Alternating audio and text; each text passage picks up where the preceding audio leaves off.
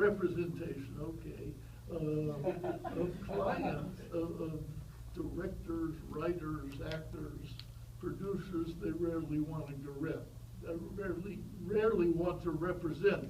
That's sort of a labor-intensive losing situation because producers work on too many things and get too few made, and they've been devalued increasingly and incrementally over the decades.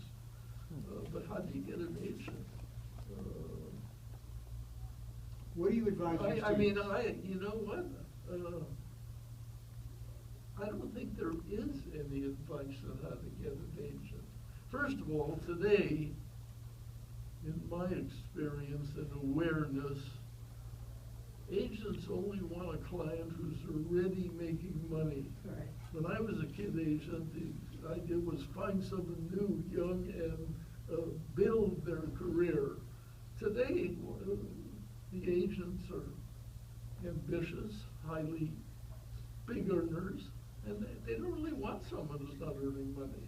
But ad nauseum, I've heard, and you already have too, content is king. If you have control, very important word, control of a worthwhile script, and are energetic enough and tireless enough and imaginative enough to get it out there to be seen. If it's good and someone likes it, they will acquire it and acquire you with it. What I tell my students in the Start Producing program, nobody wants a producer. Fact of life, nobody wants a producer.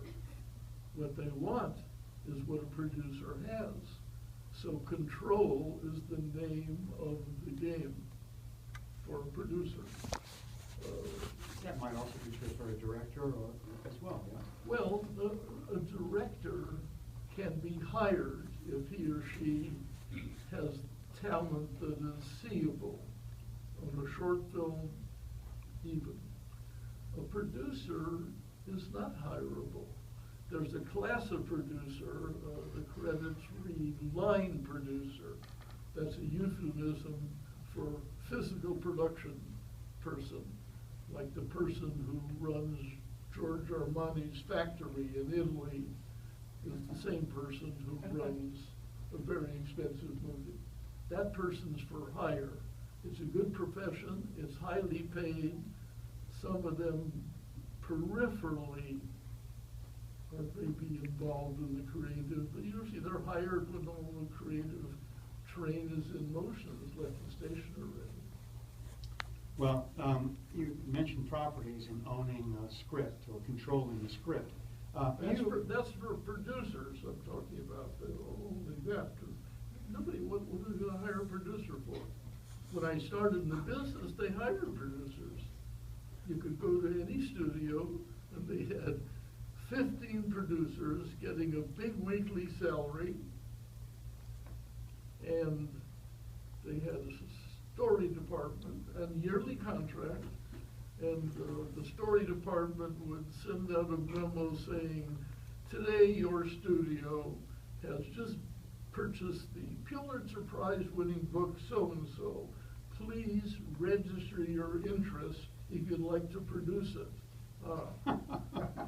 Where the snows of yesteryear, who wouldn't like to be in that game? I'd like to be. In fact, they all fell by the wayside once it became sort of a street hustle, scrapping to get first look at or your hands on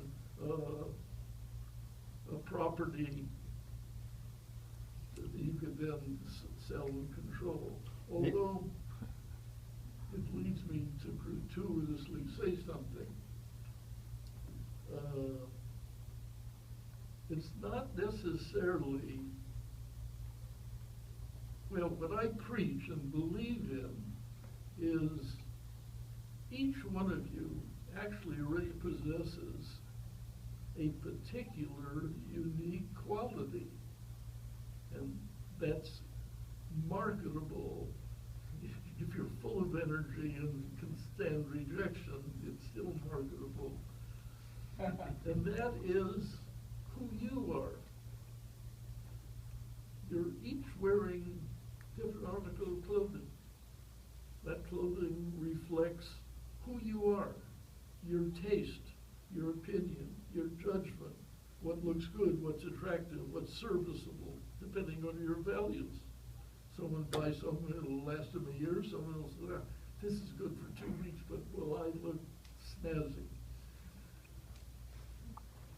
Look into yourself. Know thyself, really. That's the famous Socrates phrase of early on.